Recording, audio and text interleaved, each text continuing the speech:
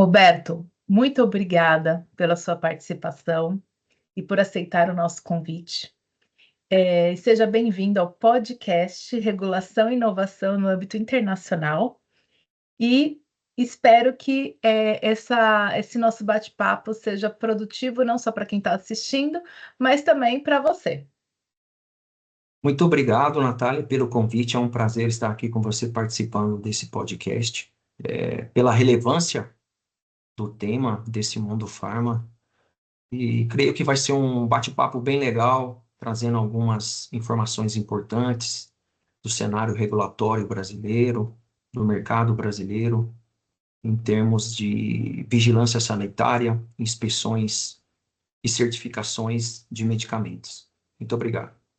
Excelente. E para quem está nos acompanhando, assistindo, o farmacêutico industrial Roberto, ele é um servidor da Anvisa, Agência Nacional de Vigilância Sanitária do Brasil, e este podcast está sendo transmitido desde a Noruega, e felizmente nós podemos fazer esse tipo de evento, né, internacional, e ainda complementando o farmacêutico industrial Roberto, ele tem uma grande experiência na área de inspeção sanitária e vai compartilhar um pouco dessa experiência, especialmente uma das categorias de produtos mais complexos e regulados do mundo, que é a área de produção de medicamentos e insumos farmacêuticos ativos. É isso mesmo, Roberto? Conta um pouquinho para a gente. Isso mesmo, Natália. Eu estou na Anvisa há 20 anos, sou da primeira turma do concurso, né, que ocorreu em 2004, tomei posse em 2005, em março, especificamente em março de 2005, então já se foram 20 anos de caminhada e trajetória na Anvisa. Previamente, eu tive uma experiência, né, como responsável técnico de uma drogaria no ano de 2004 e também tive a felicidade de atuar por 2 anos na indústria farmacêutica nacional, no Departamento de Controle de Qualidade, Desenvolvimento e Validações de Metodologias Analíticas, até que ingressei na Anvisa em 2005. E nesses mais de 20 anos, 18 anos estive diretamente, né, estou agora presentemente, no presente momento, envolvido com as inspeções de boas práticas de medicamentos, insumos farmacêuticos, tanto sintéticos, biológicos. Por 2 anos apenas, lá entre 2007 e 2008, eu tive um ano trabalhando em portos, aeroportos e fronteiras, especificamente em Minas, né, em Belo Horizonte, no aeroporto de Confins, e o outro ano eu tive atuando mais na parte administrativa, assessorando na área de registros de medicamentos sintéticos similares, né, e genéricos na Anvisa. Então, são 18 anos aí de caminhada aí de estrada no mundo das inspeções de boas práticas de fabricação, tanto no mercado ou parque nacional e internacional, principalmente. Excelente. Então quer dizer que a Anvisa também é responsável por portos e aeroportos, é isso? Isso. Dentro da vigilância sanitária, quando nós pegamos a Lei 9782, que criou a Anvisa e também criou o Sistema Nacional de Vigilância Sanitária, essa lei, a 9782, é de 1999. Nós podemos destacar três principais atividades que são atribuições exclusivas da Anvisa, nível federal, e não são atribuições dos níveis estaduais ou municipais, que são as inspeções internacionais para fins de certificações de medicamentos, a, as concessões de autorizações de funcionamento e também quando nós pensamos nos registros, notificações dos medicamentos. Essas são três atividades exclusivas da Anvisa, estão escritas na lei, para destacar dentro do contexto do nosso bate-papo aqui. Há outras atividades também que são atribuições exclusivas da Anvisa, mas no maior destaque para o nosso bate-papo aqui hoje são essas três que eu mencionei. Ok, então, embora a gente vai abordar um aspecto também, né, internacional, até para esclarecer quem estiver nos assistindo no Brasil, Então, e te quiser ingressar nessa carreira para a gente explicar um pouquinho. Então, peraí. Supondo que eu esteja trabalhando em Minas, né? É, dentro dessa fábrica, eu vou receber o fiscal da Anvisa ou do município? Ah, tanto para a Interessante a sua pergunta. BPF como para a AF. Tá, interessante a sua pergunta. Antes de responder enfaticamente a sua pergunta, eu preciso enfatizar aqui que desde de janeiro de 2021, a Anvisa foi aceita, né, formalmente como membro do PIX, e como um dos trabalhos de casa de todo esse processo que levou a Anvisa a se tornar membro do PIX, houve a necessidade de se fazer algumas descentralizações das atividades de inspeções sanitárias para fins de inspeções de rotina, inspeções de certificações para algumas unidades federativas ou estados brasileiros, né? Que nós somos uma república federativa. Então, hoje, nós temos 7 estados ou unidades federativas nas quais as atividades de inspeções são descentralizadas em termos de BPF. Isso significa que, via de regra, essas inspeções são conduzidas pelos inspetores dos estados. São os seguintes estados: Rio Grande do Sul, Paraná, Santa Catarina, que compõe a região sul do Brasil. Depois nós temos Minas, nós temos São Paulo e nós temos o estado do Rio de Janeiro. Esses 3 estados compõem a região sudeste do Brasil.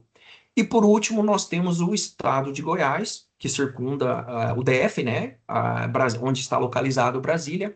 Então, compõe o 7º estado onde as atividades de inspeções nas indústrias farmacêuticas fabricantes de medicamentos são descentralizadas, ou seja, essas atividades são feitas pelos inspetores das autoridades sanitárias estaduais. E aí nós temos também um outro nível de descentralização, que são algumas cidades que realizam a atividade de inspeção de BPF também nas indústrias farmacêuticas, mas são bem menores.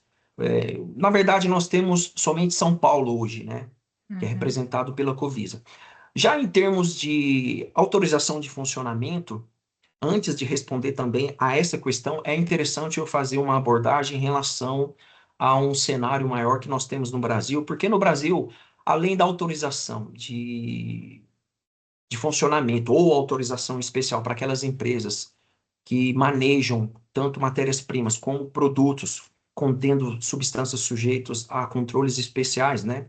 Que no Brasil internamente nós regulamos pela portaria 344. Lembrando que nem sempre uma substância que é sujeita a controle especial no Brasil possa ser em outro país. Isso depende muito das diretrizes da Organização Mundial da Saúde, é, aspectos epidemiológicos, né? De vigilância de mercado em cada um desses países, porque essa portaria 344, só para ser bem simples aqui, ela é uma portaria cujo objetivo maior é evitar, né, não só o acesso, mas também o extravio de substâncias narcóticas e outras substâncias que possam vir a causar uma dependência nos usuários. E isso a Anvisa responde frente à Organização Mundial da Saúde dentro de um programa de controle dessas drogas pelo mundo. Então, no Brasil, além da figura da autorização de funcionamento, que é no nível, que é concedida pelo nível federal Anvisa, nós temos as licenças sanitárias que são emitidas pelas autoridades sanitárias locais, na sua maioria as municipais e também pelas autoridades sanitárias estaduais. Então, uma vez que as empresas são autorizadas no nível federal, a posteriori elas devem ser licenciadas no nível local. E tanto as licenças quanto as autorizações de funcionamento encontram embasamento na Lei 6360, que é uma lei federal. E em termos de inspeções para fins de licenciamento e até mesmo para fins de autorização, por quê? O relatório que subsidia a autorização de funcionamento por parte da Anvisa, ele é construído, né, mediante a atuação em loco pelos inspetores estaduais e municipais. E aí, dentro do processo que compõe esse dossiê que é direcionado à Anvisa, segue o relatório que vai subsidiar a tomada de decisão final por parte da Anvisa, o nível federal, para fins de autorização de funcionamento do estabelecimento. E depois que há a publicação da autorização de funcionamento no Diário Oficial da União, o nível local ele emite o licenciamento sanitário para o estabelecimento. Então, a inspeção para fins de BPF, com exceção dos 7 estados, unidades federativas que eu comentei, que são executadas pelos inspetores das autoridades locais, ou seja, estaduais, para os outros 27 estados que nós temos no Brasil, porque no Brasil nós temos 27 unidades federativas, né? Brasília, que é considerado DF, mais 6. Então, na composição final, nós temos 27. Então, com exceção dos 7 que são descentralizadas as inspeções sanitárias para fins de BPF, ou certificação de boas práticas de fabricação, nos demais 20, hoje, depois de 2021, com o advento do ingresso da Anvisa no PIX, a Anvisa é responsável por fazer essas inspeções para fins de certificação. Esse é o cenário que nós temos no Brasil hoje.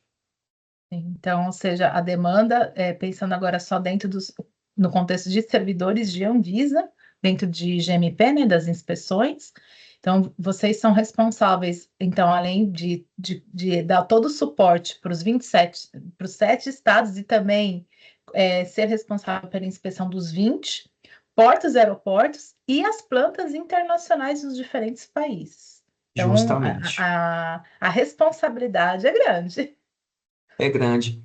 E considerando, né, as dimensões continentais do nosso país, é interessante porque nós temos para lá de 500 fabricantes de medicamentos no Brasil.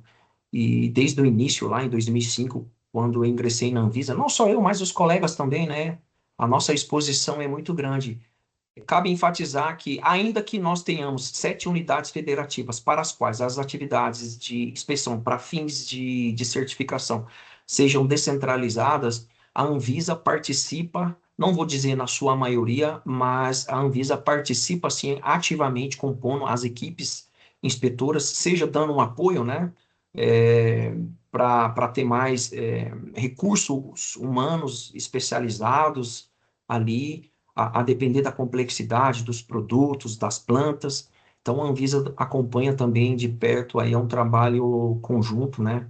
Como o próprio nome diz, Sistema Nacional de Vigilância Sanitária, que é composto por Anvisa, as vigilâncias estaduais e municipais. Então, esse exercício aí, ele é rotineiro, esse contato entre inspetores da Anvisa, os inspetores estaduais, municipais, nessa temática aí da indústria farmacêutica. É uma interação bem legal, que nos dá muito subsídio para desenvolvimento da experiência, né, prévia, principalmente antes de ingressarmos aí no mundo das inspeções internacionais em diferentes continentes e inúmeros países, onde nós temos plantas que ajudam, né, a suprir o mercado brasileiro aqui.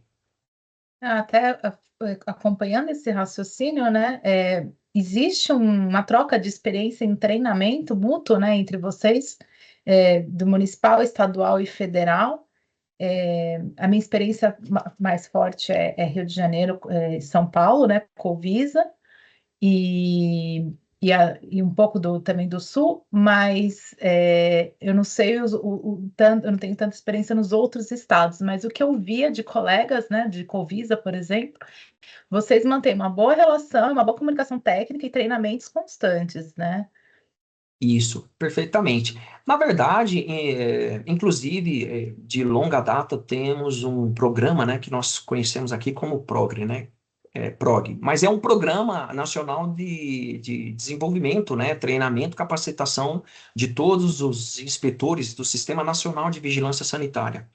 De uma maneira bem breve, esse programa ele é dividido em módulos, né, que nós temos aí, por exemplo, o módulo inspetor de medicamentos, inspetor de insumos sintéticos, inspetor de insumos biológicos, inspetor de radiofármacos, inspetor de gases medicinais, inspetor de produtos estéreis.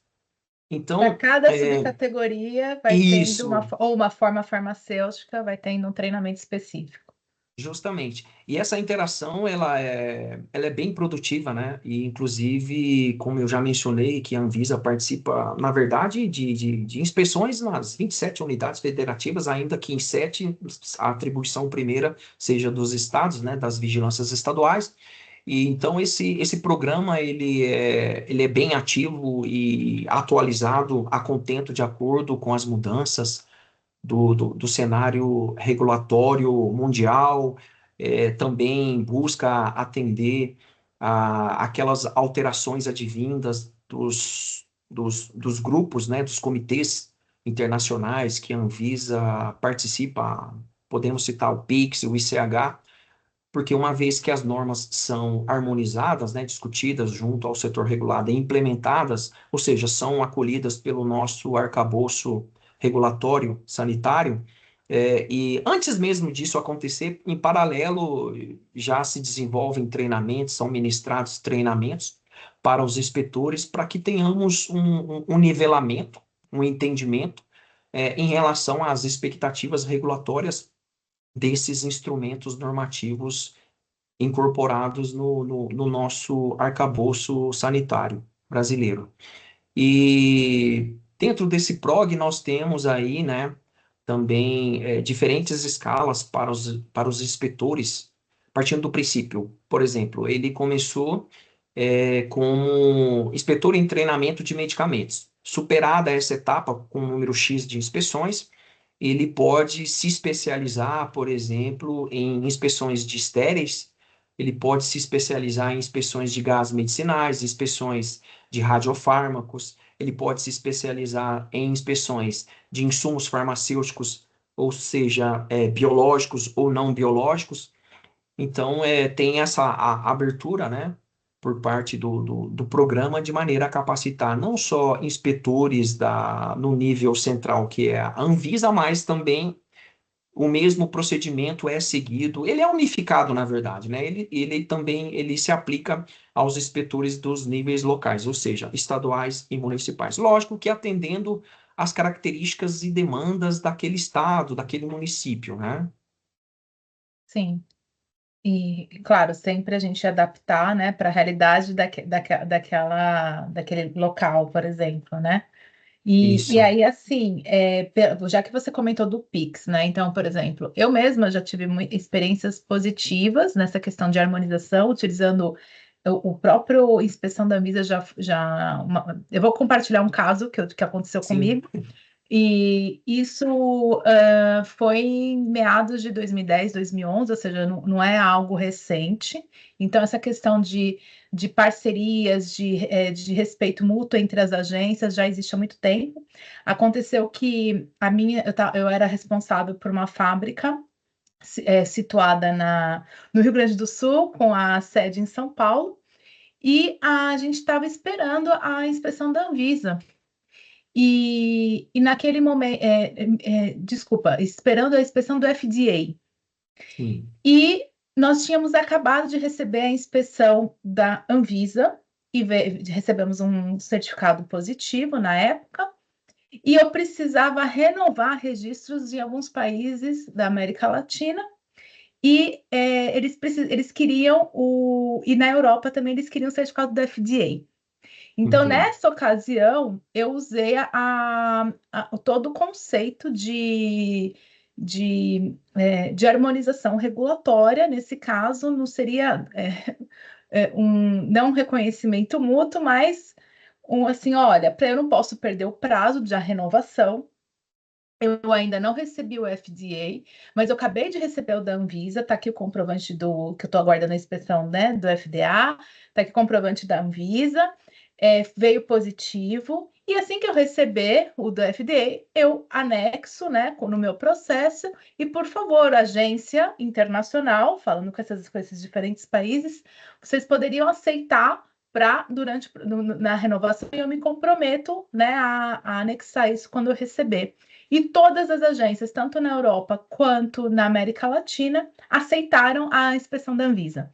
Então, isso não foi agora, já faz um tempo, então é uma prática que acontece, né? A gente tem, a Anvisa tem relacionamentos com diferentes agências no âmbito internacional. E aí, aproveitando a sua experiência, como é que está hoje, né? Depois do Pix, como é que está toda essa no dia a dia de vocês, essa parte internacional? Como vocês estão lidando? Então, você citou aí, né, a denominação de reconhecimento mútuo, né? Essa questão de reconhecimento mútuo, ela ainda tem sido trabalhada na Anvisa, né, para aumentar o leque aí dessa possibilidade. Haja vista que esse reconhecimento mútuo, para além das harmonizações em relação aos procedimentos de inspeção, a qualidade dessa inspeção, nós temos também um componente político, né, que permeia essa discussão. Por exemplo, a representatividade daquele mercado, em termos de plantas para cada uma das autoridades sanitárias. Então, assim, a Anvisa, ela conversa, né, com todos aí, pleiteia esses reconhecimentos mútuos, mas são processos um tanto quanto morosos, né? A outra possibilidade que se tem é o reconhecimento unilateral, inclusive nós temos trabalhado aí numa instrução normativa, que é a 292, publicada em 2004. Os trâmites estão sendo estruturados, tanto internamente, buscando contatos com autoridades sanitárias internacionais, de maneira que, caso não haja esse reconhecimento mútuo, mas que minimamente algumas autoridades de interesse, com base na matriz, né, em termos de continentes, número de empresas em países, que sejam interessantes para a Anvisa, mesmo que pratique esse reconhecimento unilateral, de maneira que os recursos financeiros, os recursos humanos que são escassos, né, ainda mais nesses tempos atuais, que eles sejam melhor aproveitados no âmbito nacional, ou seja, Brasil, Anvisa, de maneira que a Anvisa foque em países, empresas com maior risco, né? Não número de produtos, mas com maior risco, até que você trace esse panorama geral de todo o cenário internacional, porque dados nós temos, né? Inclusive, tem projetos em andamento internamente para a utilização de inteligências artificiais para trabalhar com esses dados, transformá-los em informações, e de forma que o gerenciamento de risco também, né, como é inerente da própria autoridade sanitária, não só das empresas, que ele seja de fato implementado, de maneira que a cobertura e a eficácia da Anvisa em termos de gerenciamento de risco dos produtos que abastecem o nosso mercado brasileiro, ele se amplie, né? Que isso traga ainda mais segurança para os nossos pacientes e usuários no Brasil. Então, essa questão do reconhecimento mútuo, fazendo um paralelo, hoje nós temos, de longa data, nós temos o Mercosul, né, que congrega Brasil, Paraguai, Uruguai, Argentina, Bolívia. Então, o que acontece em termos de Mercosul também não é um reconhecimento mútuo, haja vista que isso está inscrito na GMC 08 de 2022, mas na sua grande maioria, esses certificados eles são emitidos com base em relatórios e certificados recebidos dessas autoridades localizadas nos países membros. Isso vale tanto para o Brasil quanto principalmente Argentina, Uruguai, né, que tem o maior número de plantas, e o Paraguai também. Só que na própria resolução GMC 08 de 2022, está escrito que a autoridade sanitária e o país ela tem autonomia para a tomada de decisão final. Diferente, por exemplo, que é sabido que o FDA ele tem aí um reconhecimento mútuo envolvendo 15 ou 16 autoridades sanitárias europeias, né? Então, isso já é instituído. Mas hoje o Brasil ainda não tem nenhum acordo de reconhecimento mútuo com nenhuma autoridade, mesmo com o Mercosul, dentro dessa minha explicação aqui, mas isso acontece. Ao exemplo que você citou, é uma coisa muito particular, né? Como você citou aí, as autoridades sanitárias europeias que reconheceram, receberam, né, e aceitaram o certificado emitido da Anvisa com base em uma inspeção recente para tomada de Mas decisão não interna. foi, a gente, nesse caso, eles não, o certificado da Anvisa não substituiu. Eles aceitaram Sim, porque eu me comprometi de que assim que eu previamente, né? recebesse, exatamente, para não perder o prazo, né? Ah, E entendi. toda a questão mesmo que o produto já estava no mercado, né? Era um produto antigo, Sim, não era um produto, não era um lançamento. Mas eles reconheceram a, a qualidade de inspeção e do relatório da isso. Anvisa.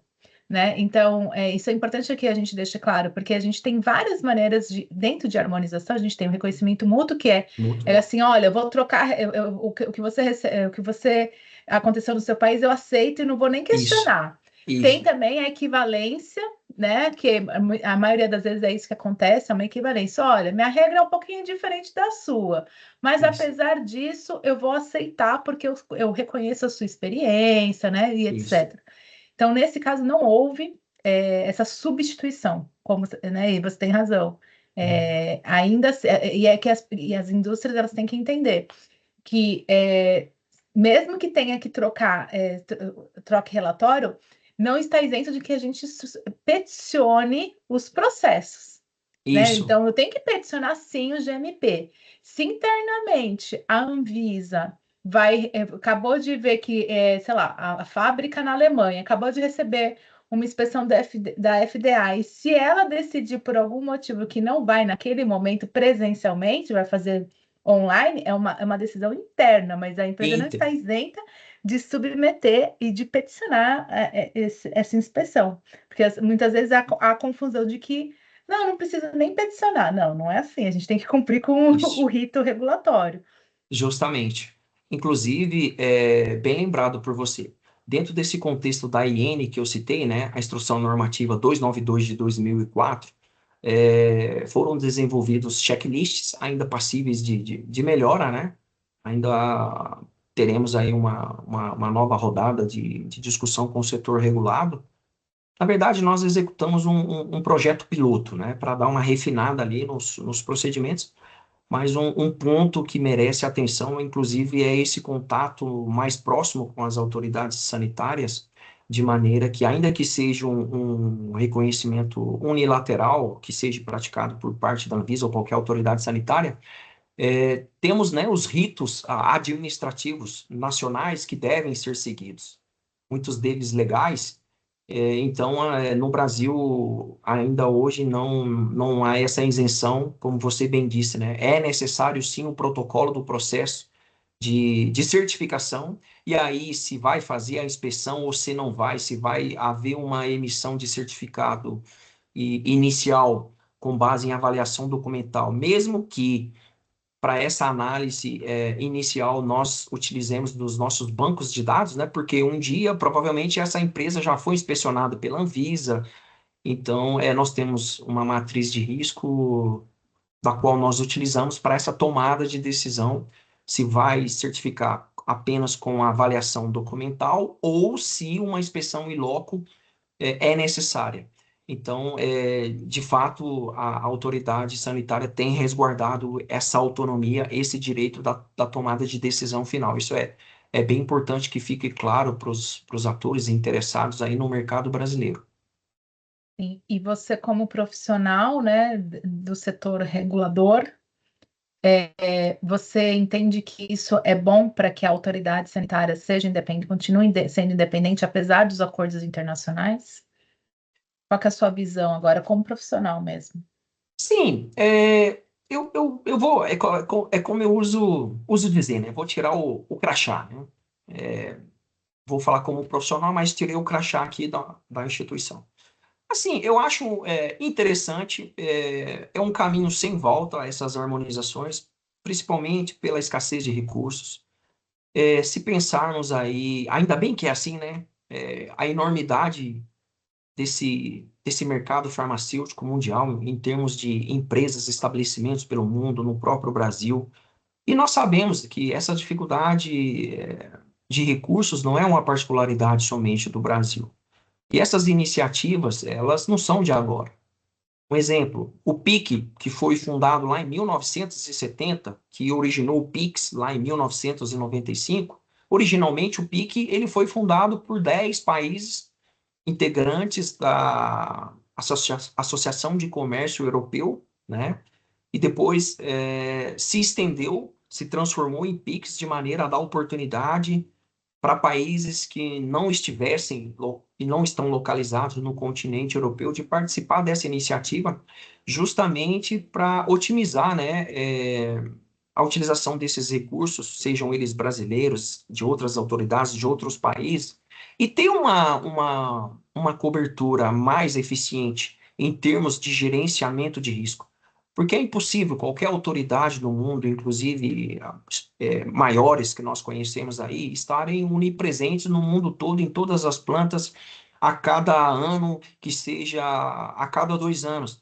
Então, de outra maneira também eu acho importante essa tomada de decisão final por parte da autoridade sanitária de cada país, de acordo com seus interesses, com seu cenário regulatório, de maneira que ela mantenha essa autonomia também, mas com certeza todas trabalham dentro de uma ótica de gerenciamento de risco. Vai haver países, empresas que, dentro da sua matriz de gerenciamento de risco, serão menos importantes porque tem um bom histórico de cumprimento das boas práticas de fabricação. Talvez os processos que são realizados nesse estabelecimento ou os produtos são menos complexos. Então, nós temos muitas variáveis que levam a essa tomada de decisão. Ó, eu vou focar no país A ou B, na região A ou B, em termos de continente, e não em outras, de acordo com os recursos que eu tenho aqui. Com certeza, apesar de ser um incentivador dessas iniciativas, projetos de harmonizações, também eu entendo esse outro lado da importância de se manter a soberania, a autonomia, para que você, enquanto país autoridade, também dirija, né, seus próprios caminhos. Inclusive, tem outros pontos de relevância que são incorporados em todos esses processos, que além da exposição, o desenvolvimento técnico, a harmonização, a interação com outras autoridades, com outros inspetores de outros países, isso com certeza nos fazem crescer mais como profissional e também isso traz, ainda que de maneira indireta, um melhor amadurecimento para o próprio mercado nacional. Haja visto essas interações, o contato com as novas tecnologias. Isso vale não só para o agente regulador, mas também para o agente regulado enquanto representante das empresas brasileiras, né, que muitas vezes eles nos acompanham nessas auditorias de maneira a acompanhar, né, todo o processo de inspeção.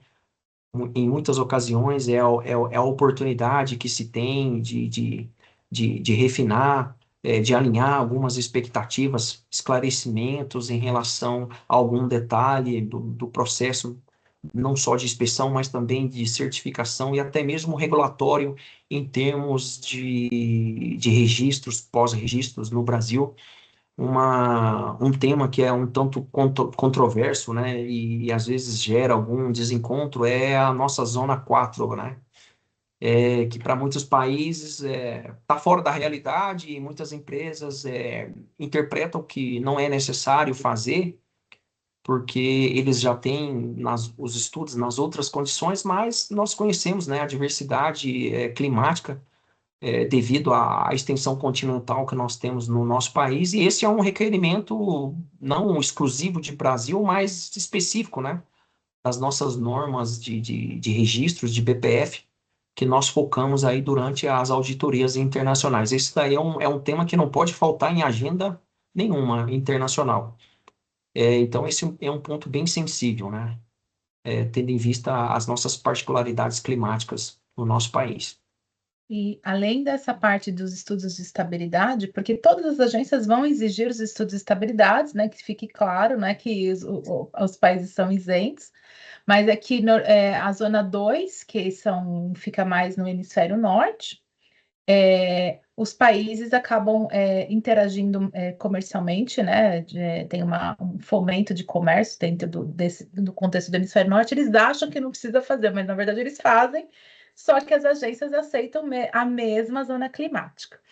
E aí, isso sim, como você comentou, que é um ponto crítico. E tem mais alguns pontos críticos que você considera, assim, pela sua experiência, durante as inspeções? E o que você destacaria, assim, que normalmente é uma não conformidade comum, independente do país, do estado? Tem algo que você destacaria? Um ponto assim de grande relevância e destaque principalmente no âmbito internacional, que às vezes que se apresenta, né, como não conformidade, é justamente a questão de qualificação, né, da cadeia do transporte, monitoramento de temperatura. Se bem que nos últimos anos, essa incidência de não conformidade, ela tem diminuído muito, inclusive após, né, o advento da publicação da Resolução 430, que foi discutida exaustivamente com o setor regulado, e com certeza isso reverbera, né, no cenário internacional, que é muito conectado, né, com o Brasil, e esse seria o ponto de maior destaque, assim, no mais, até mesmo pela questão do ingresso, né, da participação da Anvisa como membro do PIX desde 2021, tendo em vista que nós harmonizamos e internalizamos os capítulos e os anexos do PIX, e pela própria abrangência do PIX, que hoje congrega 56 autoridades sanitárias. Isso significa, não necessariamente significa 56 países, porque há países que têm duas representações, ou seja, a autoridade sanitária de medicamento para uso humano e a autoridade sanitária de medicamento para uso veterinário, exclusivamente veterinário. Um exemplo a ser citado é a Itália, tem outros. Então, com essa harmonização, tanto de processos de inspeções, sistema de gestão da qualidade das autoridades sanitárias, dos regulamentos técnicos, digamos assim, né? Quando eu falo em capítulos gerais, né? Que um é de medicamentos, o 2 é para insumos, e nós temos, por exemplo, no Brasil, 14 INs, instruções normativas, que acompanham como anexos, eu denominaria como anexos da Resolução 658, que é a de medicamentos, e a Resolução 654, que é de insumos, tendo em vista essa harmonização dos instrumentos técnicos, digamos assim, as surpresas em termos de entendimento, expectativas de Brasil, Anvisa, em relação pelo menos em relação aos países, né, ou autoridades componentes, né, membros do PIX, isso diminuiu muito.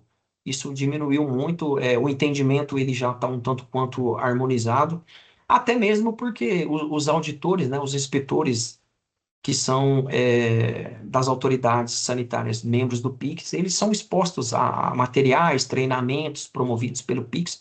Isso, inclusive, é um dos grandes objetivos do PIX, né? Que é a harmonização em termos de procedimentos de inspeções. E a reboque você tem que desenvolver, né, treinar, capacitar os inspetores para além da produção dos regulamentos técnicos.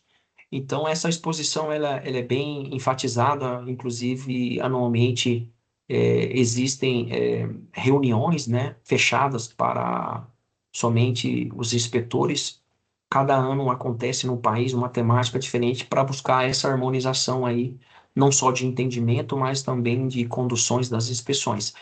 Então, a exceção da questão do transporte, né, a qualificação da cadeia de transporte, monitoramento de temperatura, eu não teria outro destaque assim, um tema de grande preocupação em termos de inspeções sanitárias. Lógico que a Anvisa também tem parques, empresas, né, que são inspecionadas e certificadas que estão fora desse eixo, né, fora dos países PICs.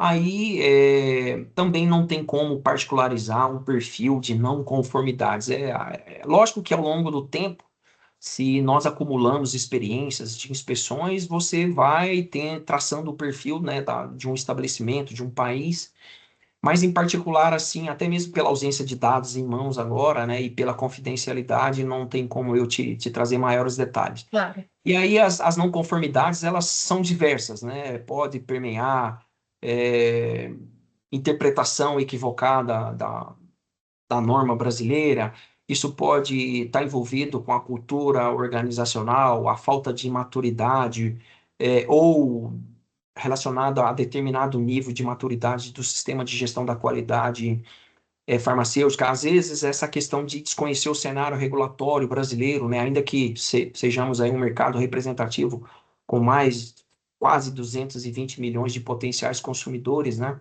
isso existe, né, às vezes se subestima o Brasil, mas o nosso mercado ele é regulado de muito tempo, e essa interação internacional, o ingresso da Anvisa no PIX, ICH e outros fóruns, comitês internacionais, isso tem trazido uma bagagem muito grande, um desenvolvimento, uma maturidade muito grande para a autoridade sanitária e também para as empresas brasileiras. E com isso, o Brasil deixa de ser surpresa, né? É um player importante aí, sempre foi, né?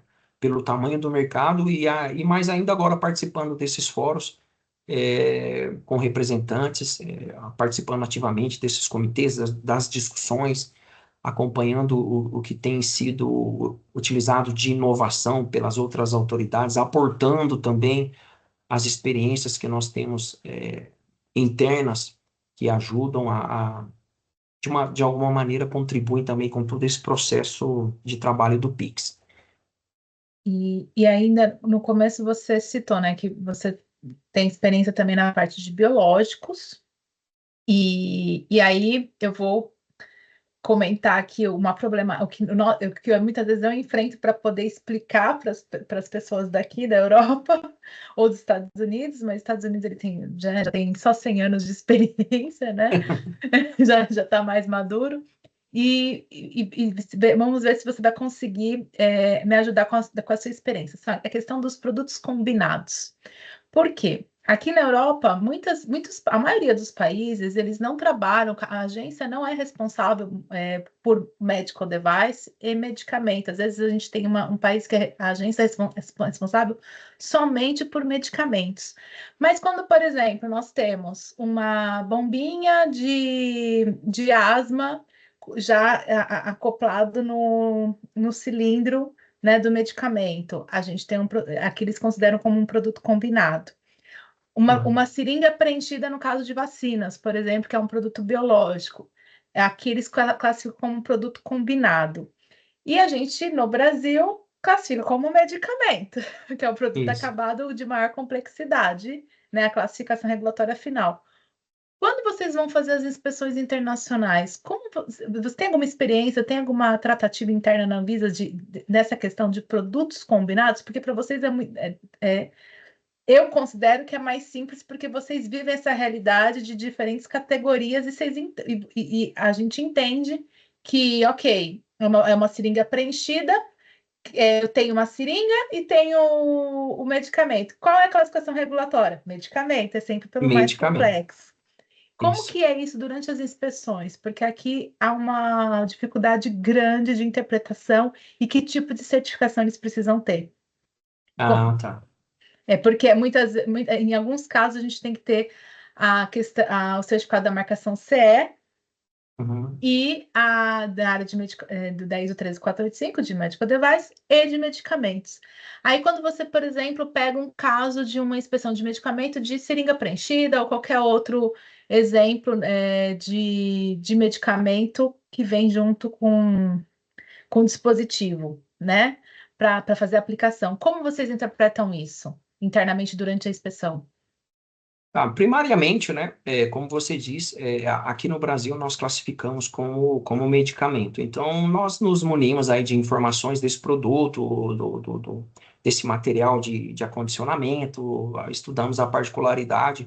Fazemos sim consulta a uma área técnica aqui da Anvisa, que é responsável pelo registro, notificação, que nós chamamos de correlatos, né? Os antigos correlatos, que são os produtos para a saúde, e nós verificamos, por exemplo, se há na nossa regulamentação a necessidade de alguma notificação desses devices.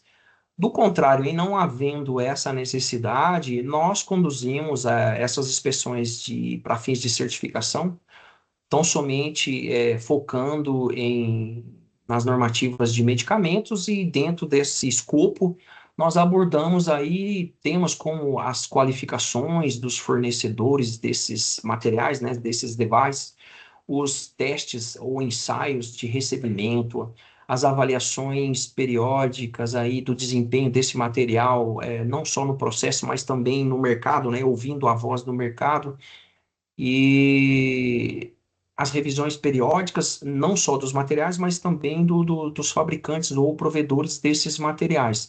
Em linhas gerais, essa é a abordagem que nós damos aí quando nós encontramos esse cenário de produto combinado. Isso é o que nós temos aqui no Brasil. Em havendo a necessidade de alguma notificação, registro desses devices, aí mesmo que eles sejam utilizados em medicamentos, essa parte é tratada pela outra área da Anvisa, né? Que é uma Perfeito. outra gerência que nós temos interna, que não a de inspeção Não, de excelente. Então, medicamentos. que aqui realmente sempre há uma confusão, e agora que eles estão sendo responsáveis também por fazer algumas inspeções de medical device, até então eles não eram, né? Ou Uhum, pelo menos a responsabilidade de revisar, aí vem a questão do produto combinado.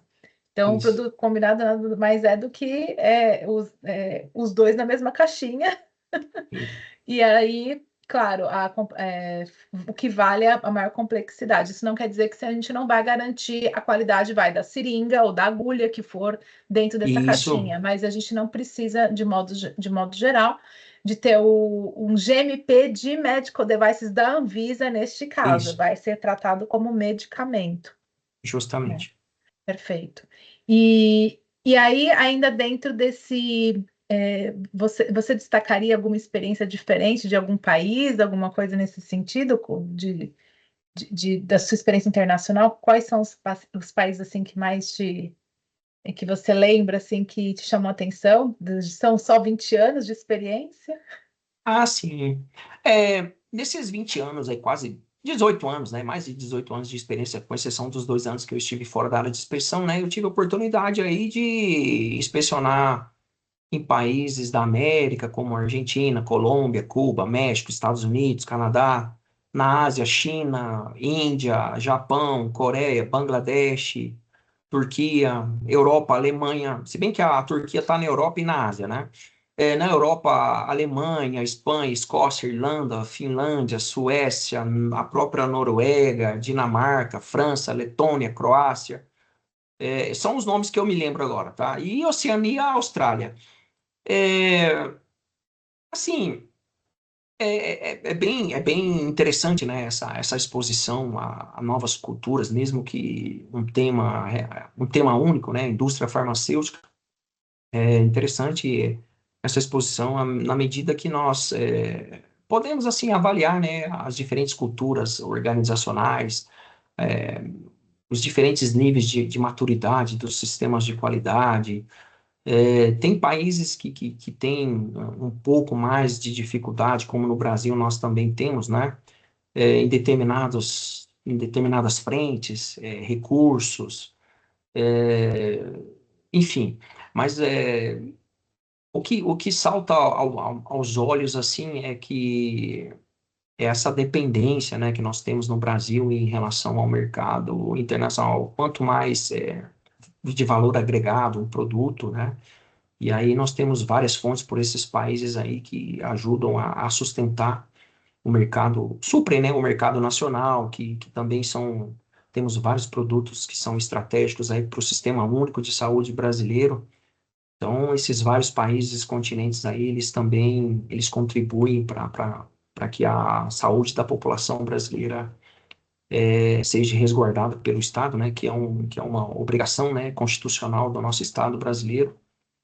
fornecer saúde, né, para os brasileiros, não só brasileiro, mas também para outros cidadãos que aqui moram, né, são reconhecidamente, têm uma cidadania brasileira.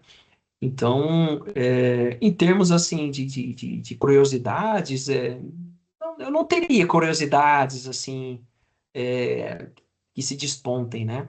Mas o que chama mais atenção mesmo é essa questão das diferenças culturais, organizacionais, que isso muitas vezes se coloca num primeiro momento, né? Principalmente lá no início de carreira, se colocava como um desafio, né? Você se comunicar em outro idioma, entender diferentes expectativas, perspectivas, visões de mundo distintas, né? Mas com o tempo, né?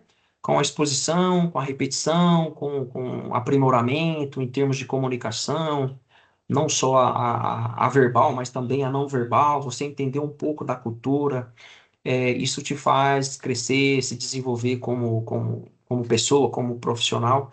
E com certeza na sequência, né, quando você volta, você já consegue abstrair muito mais informações, você já consegue se inteirar mais da cultura, do entendimento.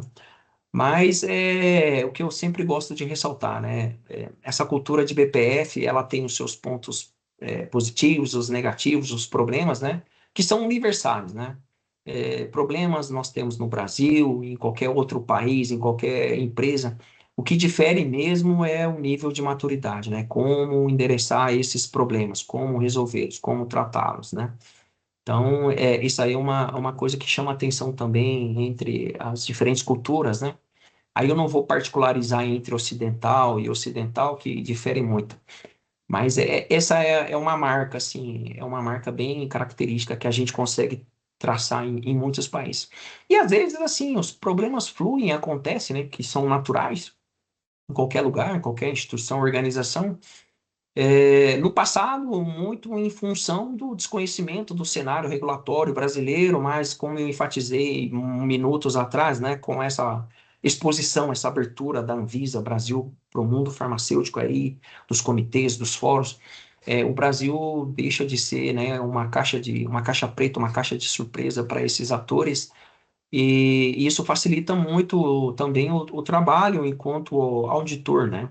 Porque daí você tem menos preocupações, e você tem mais tempo para focar especificamente nas questões de BPF, né? Uma vez que você não tem que, por exemplo, ficar tirando dúvidas em relação à expectativa das diferenças que existiam entre as regulamentações brasileiras com as outras regulamentações espalhadas pelo mundo. E no mais, em termos assim não vou dizer dificuldades, mas são desafios, né? E aí são as questões de relacionamento interpessoal, não no caso individual, mas pelas diferenças culturais mesmo, né? Esse é um grande desafio, assim, é o que mais agrega, que nos faz crescer. É você entender a perspectiva, a visão de um outro profissional, um colega de profissão, né? Que no final todo mundo tem o mesmo objetivo, ainda que com funções distintas, né? Que é produzir um medicamento, um produto com qualidade e preservar vidas, né? Salvar vidas aí pelo mundo e também no Brasil. Então, assim, eu não tenho nenhuma curiosidade, um fato assim engraçado, alguma coisa nesse sentido para contar, não. É que não me vem à cabeça agora. Excelente. Eu concordo com você e até com o que você comentou do PIX, né? Na verdade, o PIC começou em 1970, depois Isso, ele se instituiu em 1900 na década de 90 e até hoje ah, existe oportunidades de melhoria que a gente comenta, ou seja, é um isso, processo de construção e de amadurecimento, né? Então, a próprio processo de desenvolvimento e amadurecimento do profissional também é das próprias agências e das instituições internacionais, né? Então, justamente. isso, com certeza, assim, é pegar a primeira inspeção e agora, né, às vezes a gente olha o relatório, já bate o olho e já fala, é isso. Como é que você sabe? Justamente. Como é que eu vou explicar? Como é que eu sei, né? Porque E, é um processo, é um acúmulo de experiência, né? Não só de... Porque isso tem sim, coisas que não ensina no banco escolar, é só mesmo não. vivenciando. Eu tive algumas experiências na Polônia, por conta do idioma mesmo, que você comentou, de explicar, assim, e na Índia. Foi bem por questões culturais. Isso. E aí, voltando um pouquinho mesmo para a parte burocrática, porque é o pânico que acontece normalmente, né? Então, assim, recebemos a inspeção, supondo que se foi tudo bem, ótimo, vai sair publicado. Se foi mais ou menos, a gente vai receber uma listinha de não conformidade. Neste Isso. caso, o que acontece para a empresa? Ela tem um tempo para se preparar, e se ela não cumprir, é reprovado? E quando é reprovado, o que acontece? Tem que começar tudo de novo, pagar taxa de novo, peticionar de novo? Como que funciona a parte mesmo administrativa? Ah, tá. Hoje, de maneira bem sucinta, né, eu vou explicar o fluxo que nós temos. Hoje, as empresas fazem as submissões, sejam elas de certificações iniciais ou renovações. Nós fazemos uma análise com base na nossa matriz de risco, e aí se decide se haverá uma renovação, no caso da renovação, se ela será documental ou se necessita uma nova inspeção. Em se tratando de plantas que nunca foram inspecionadas pela Anvisa, e se tratando de um pedido inicial, se agenda a inspeção, se executa a inspeção. Nós temos aí um procedimento POP SNVS 014, que ele nos traz as classificações das não conformidades em críticas, maiores e outras, também alinhado aí com procedimentos do PIX. E executada a inspeção, por exemplo, se são verificadas existências de não conformidades, o que acontece pode ser a classificação do estabelecimento, ele pode se dar de maneira como satisfatória ou com exigência ou AVI, ou satisfatório, né? E aí, na sequência da inspeção, a empresa recebe um formulário, né, como anexo do relatório, elencando as não conformidades com as evidências.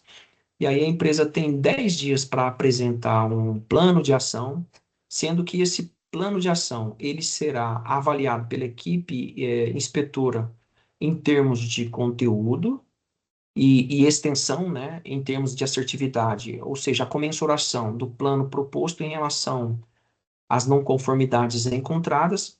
E uma vez que esse plano de ação seja aceito em termos de tempo de execução e no seu conteúdo, há situações que o certificado ele pode sim ser emitido para o estabelecimento fabril e é feito um acompanhamento, ou seja, a empresa, a posteriori, ela necessita mandar as comprovações das adequações para avaliação futura por parte da Anvisa, e há aquelas situações mais críticas também, onde se precisa a realização de uma nova inspeção, ou seja, uma inspeção em loco, né?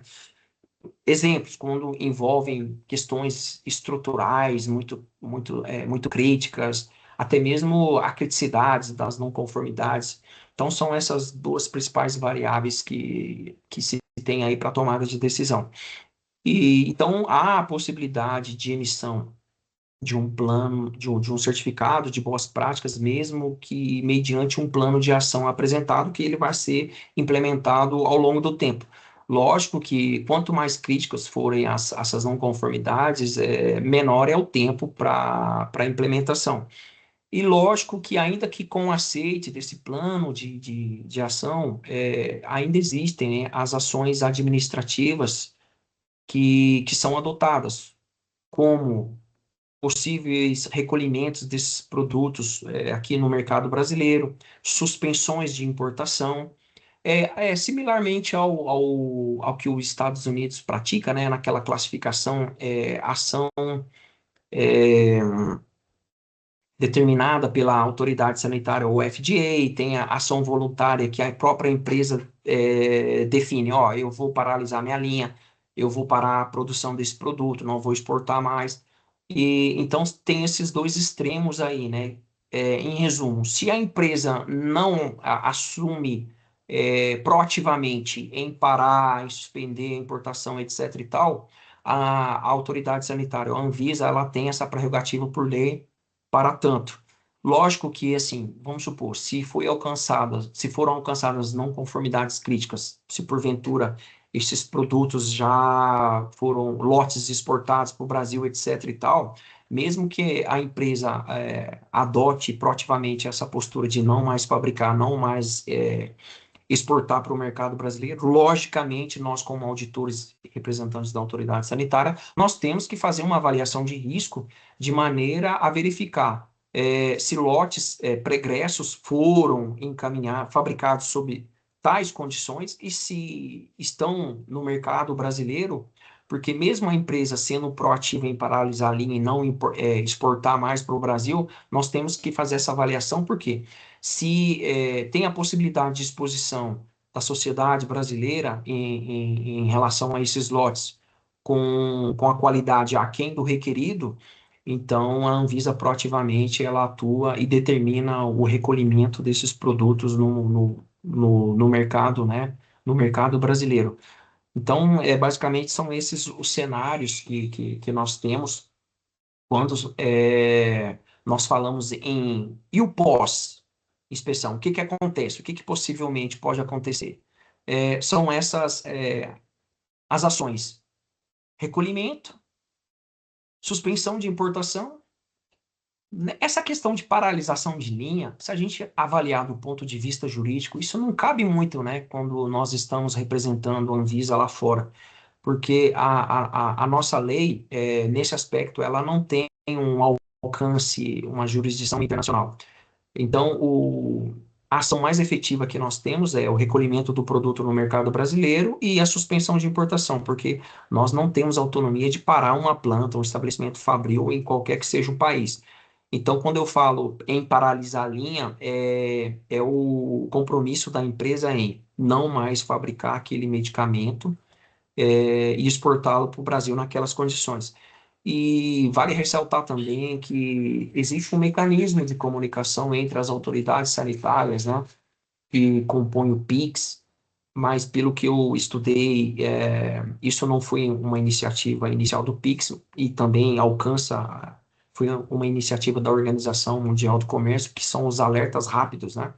Ou seja, qualquer autoridade que faça parte do PIX ou que sigam as diretrizes da OMS, elas são obrigadas, né, por procedimento, se elas vão para qualquer país, qualquer empresa, faz as inspeções e se deparam com situações de não cumprimento de boas práticas de fabricação, independente se esse produto foi ou não somente para aquele país, daquela autoridade que está naquele momento lá naquele país estrangeiro, ela tem sim a atribuição e autonomia, né, e deve proceder dessa maneira, que é fazer o alerta rápido mediante um aplicativo, um software que nós temos acesso, de forma a comunicar às outras autoridades que fazem parte aí do PIX, né?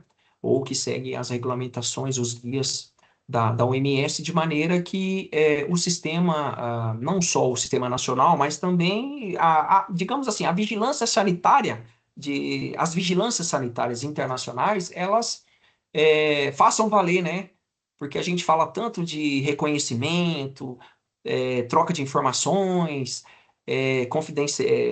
troca de informações confidenciais, tudo isso, Reliance e todas essas iniciativas e projetos, elas têm como um objetivo final que é a proteção, né, da saúde da população, independente que seja de brasileiros ou de outras nacionalidades para os quais esses medicamentos são exportados ou importados.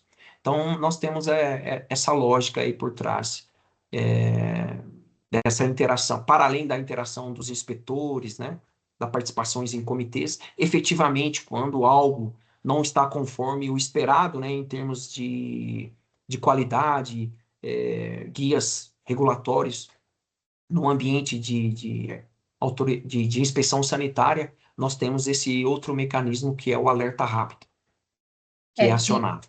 e até para deixar claro, então, e esse alerta rápido vou tentar traduzir de uma maneira mais simples, um software Sim, interno de vocês, então, a população não tem acesso, né? Isso é uma Não, comunicação não. interna.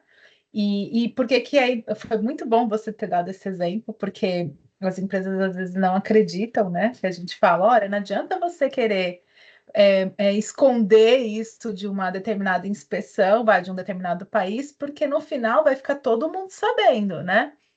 E, e Sim, aí pode demorar um pouco, mas isso vai chegar. E assim, a minha experiência é que às vezes chega em menos de um mês, tá? Porque às vezes a empresa não acredita, a gente avisa e funciona, né? Não só funciona principalmente entre Anvisa, Europa e Estados Unidos, pela minha experiência. Mas é importante que o pessoal do setor regulado, a indústria de modo geral, ela entendam que isso funciona, isso existe, né? Que não é uma lenda que às vezes o pessoal fala no mercado. E também a questão da fármaco, no caso de medicamentos, a questão do pós-mercado, a farmacovigilância. Muitas vezes tinha cultura no passado de omitir os eventos adversos, quando na verdade uma hora vai chegar, uma hora vai, né, a gente vai conseguir, seja um profissional, ou seja, dentro da agência. E aí, o pós-mercado também fala muito do processo de fabricação da empresa. Né? As isso. pessoas acham que não, mas a gente só olhando o pós-mercado, a gente consegue deduzir já o que está acontecendo lá na fábrica. Então, se estiver errada, por favor, me corrija. É isso mesmo? Internamente vocês compartilham essas informações? Está acontecendo? Sim, na verdade, você mencionou aí, né, o desempenho, digamos assim, né, o desempenho dos produtos no pós-mercado, que geram aí as reclamações de desvios, de qualidade, etc e tal, é o que nós chamamos, né, aqui, para quem está no setor regulado, nós chamamos de a voz do mercado, né, porque além de termos como inspetores ou como regulados, né, que trabalhamos aí nas indústrias farmacêuticas, além de ouvir a voz do processo, né, que é nos intramuros, internamente, com seus processos de trabalho, diários, de rotina, tem essa outra vertente também, né, que é ouvir a voz do mercado, né, que é a voz externa, ou seja, as reclamações, as notificações, né, de desvios que na Anvisa nós temos, no Brasil, na verdade, né, nós temos um sistema chamado Notivisa, né, onde são feitas as notificações para quem, não só para o profissional que é do Sistema Nacional de Vigilância Sanitária, mas também instituições de saúde. Usuários, eles podem acessar o sistema e fazer as notificações, lógico que tem módulos, né, distintos. Quando se trata de desvios de qualidade, essas investigações são feitas pela área de inspeção de boas práticas de fabricação e certificação de medicamentos. E quando é farmacovigilância, como nós sabemos, né, temos uma gerência específica e dedicada para essa temática na Anvisa, em se tratando de problemas de efeitos adversos, etc. e tal, isso é tratado junto à farmacovigilância. E da mesma forma, né, utilizando desses alertas rápidos aí, essas informações elas são trocadas entre as autoridades sanitárias. Porque assim, né, quando a gente fala de harmonizações, internalizações, reconhecimentos, isso não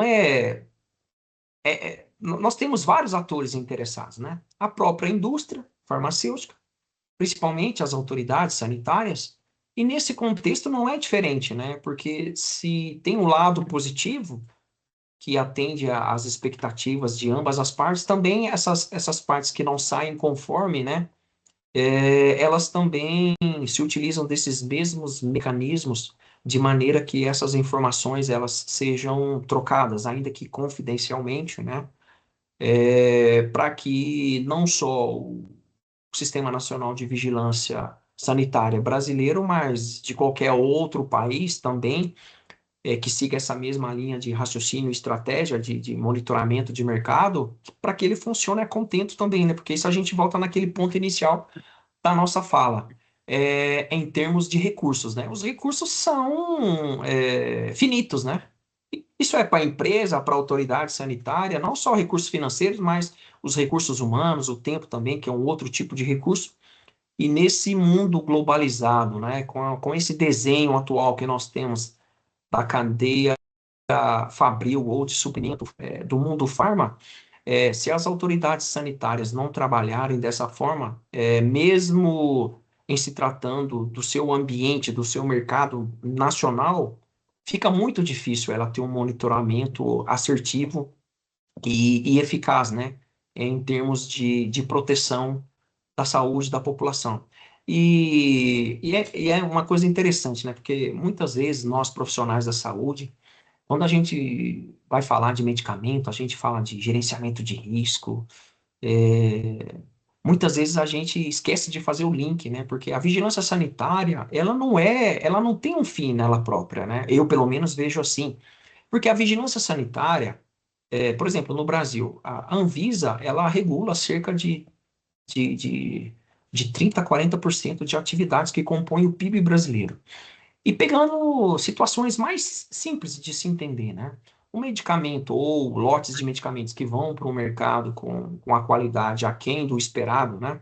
Isso pode gerar vários problemas, inclusive para a economia, né? Porque as pessoas, elas tomam esses medicamentos, se tiverem na ativa, elas têm um trabalho, elas têm os compromissos. E isso pode gerar absenteísmo, isso pode gerar uma sobrecarga de custos, por exemplo, no Sistema Nacional de Saúde, o nosso SUS, né? Então, tem vários desdobramentos, né? Quando eu cheguei na Anvisa em 2005, dentre os vários ensinamentos que eu assimilei durante todos esses anos, eu guardo um de maneira especial, sabe? Que eu tive uma gestora, a primeira gestora que eu tive na Anvisa, que ela disse, é importante, para além da parte técnica, vocês que se formarão como inspetores, estão aqui hoje, vocês terem ciência de que a vigilância sanitária, ela faz parte da sociedade, ela faz parte da economia. É, as decisões que nós tomamos aqui enquanto instituição, enquanto profissionais, agentes é, reguladores, isso tem um impacto na sociedade.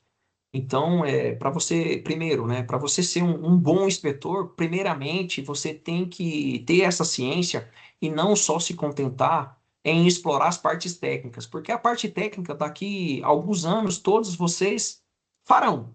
Vocês farão. Espera-se que farão bem. Mas essa outra parte não pode estar dissociada, porque isso é o que fundamenta tudo que nós temos aqui em termos de estrutura, de sistema, o que nós temos já instituído, o que nós temos que melhorar, o que nós temos que projetar para o futuro, em termos não só de agência, mas também de Brasil.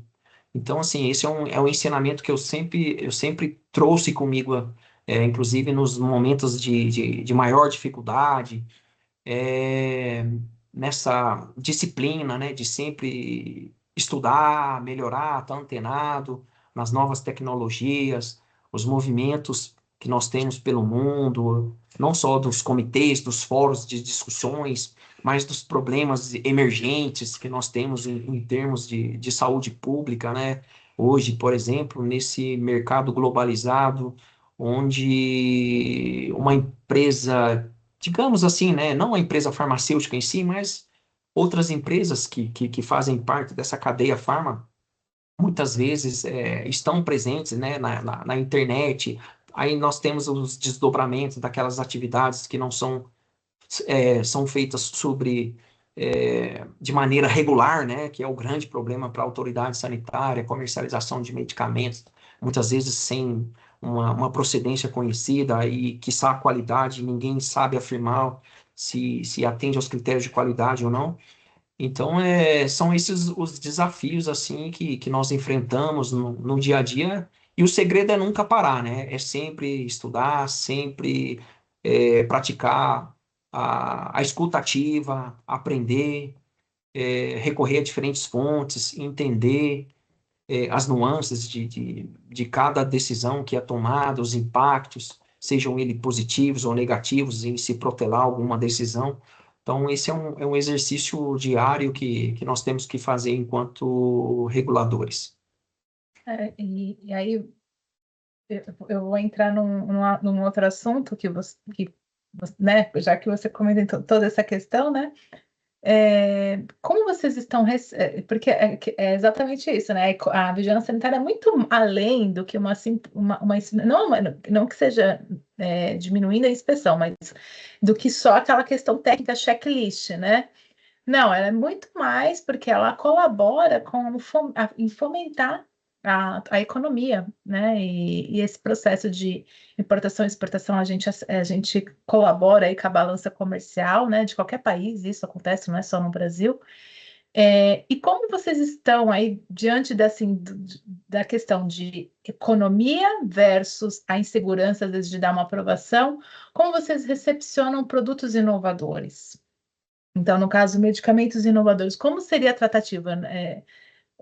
Embora a gente sabe que não é todo dia que a gente tem peticionamento de medicamento inovador, quando a gente compara com o que já tem no mercado, tanto com a categoria dos genéricos ou com fitoterápico e biológicos, mas como vocês decepcionam assim, olha, vai ser o primeiro registro.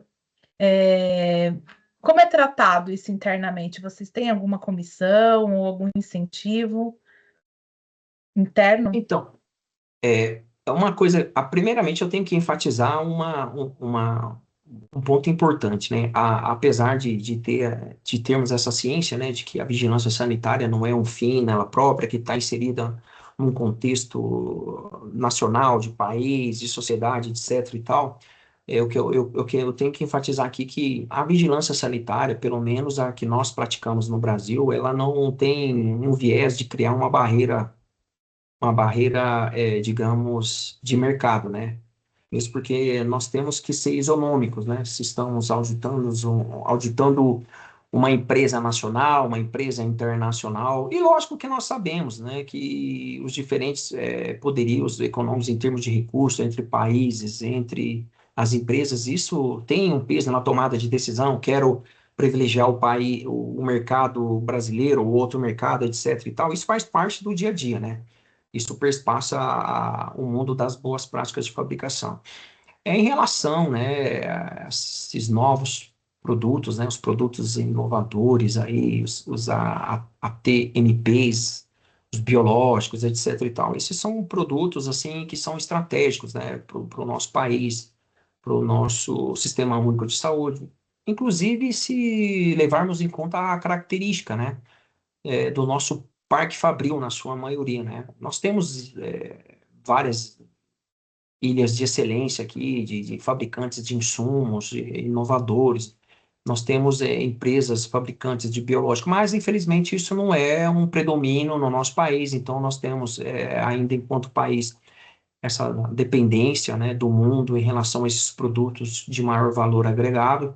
E isso pesa muito, inclusive no erário público que é destinado aí para a sustentação, né, do Sistema Único de Saúde. Mas em via, como é que eu vou te dizer assim, em termos de atuações práticas, nós não fazemos essa distinção. O que nós trabalhamos é sobre a ótica do gerenciamento de risco. Lógico que quando você tem um produto inovador no mercado, né, isso acende o alerta de todas as autoridades sanitárias, né, com os possíveis riscos ali envolvidos, não somente no caso do ponto de vista de segurança e eficácia, né, desses medicamentos, mas também, né, em termos de qualidade, em se saber as condições que esses medicamentos são fabricados, são transportados. Mas para isso temos aí uma matriz de risco, isso eu falando no aspecto de inspeção, tá? Nós temos uma matriz de risco onde nós olhamos o desempenho daquele estabelecimento, né? Se já foi auditado uma ou mais vezes pela Anvisa. Nós verificamos também se teve a inclusão, por exemplo, de produtos e processos mais complexos em relação ao passado. Nós avaliamos aí o pós-mercado dos produtos, outros produtos dessa empresa que também ajudam a compor essa matriz de risco e tomada de decisão. Hoje, internamente, tem procedimentos que levam em consideração se esses mesmos estabelecimentos, é, e até mesmo esse produto inovador já foi inspecionado por alguma outra autoridade sanitária presente aí, né, membro do PIX. Então, a tomada de decisão são feitas em cima dessas variáveis aí para você ter uma decisão final. Nós iremos inspecionar novamente essa planta, especificamente para esse produto ou não.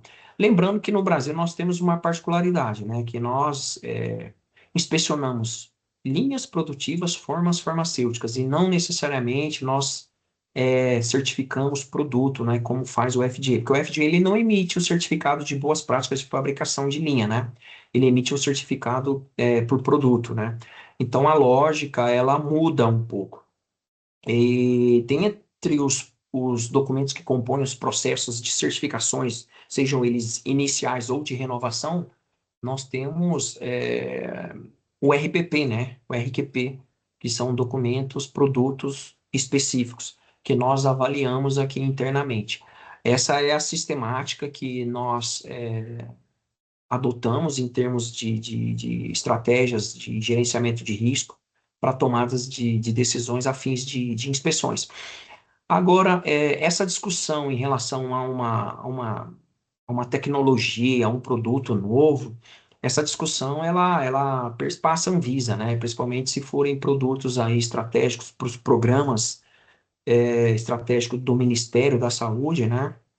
Então, eu não sei exatamente, não me lembro o nome da sigla, mas nós temos aí departamentos específicos lá no Ministério da Saúde que fazem essas avaliações de inclusão ou não nesse portfólio de produtos que são disponibilizados, né? Por exemplo, na Rename, no PNI, né? O Programa Nacional de Imunização, que também esse PNI o brasileiro é modelo para o mundo, como o SUS também, né?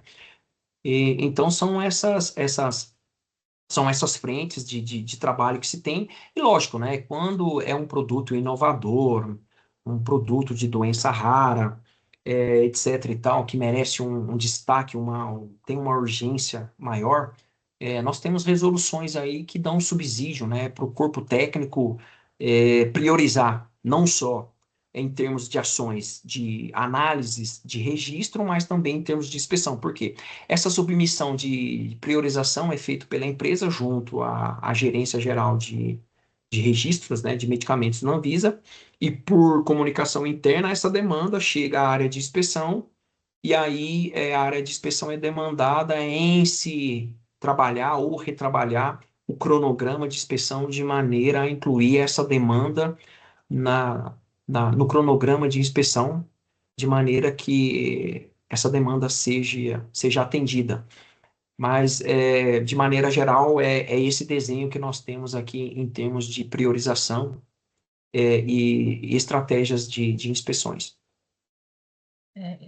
Excelente a comparação que você fez, a questão entre a FDA e a AFDA, né? A Agência Reguladora Norte-Americana, e a da Anvisa, que é por linha de fabricação, então linha de sólidos, linha de estéreis, né? Que muitas vezes Isso, realmente aqui também o pessoal não entende, mas assim, agora é só um comentário, né, como profissional, né? Mas também, assim, veja, imagina se nós, se a Anvisa também fizesse inspeção por produto, não teria recursos humanos, porque a FDA faz isso, mas ela tem a quantidade hoje de servidores, eu não sei se é 10 vezes maior, mas assim, a quantidade é muito maior comparado com qualquer outra agência no mundo. Então, eles ainda têm condições de assumir esse tipo de inspeção por produto, né? isso, isso. E de fabricação. E no caso do Brasil, é por linha de fabricação. Mas vocês continuam sempre monitorando, porque quando a gente manda Isso. todos os relatórios anuais, né, que a gente tem que mandar, isso não quer dizer que vocês não estão olhando, né? Não estão verificando tudo que está sendo fabricado naquela planta. Com E, certeza.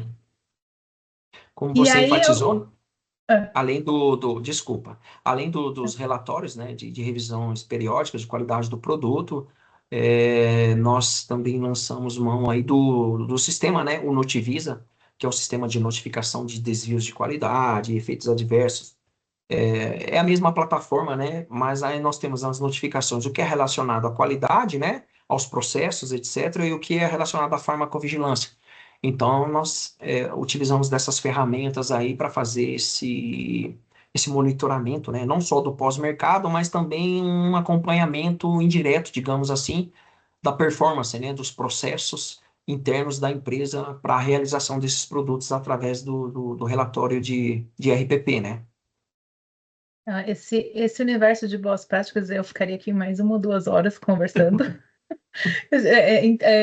Entrar na discussão da 6360, o que pode ir na mesma linha de fabricação e não pode, Isso, veterinário e de uso humano, né? Assim, para quem é da área, é fantástico.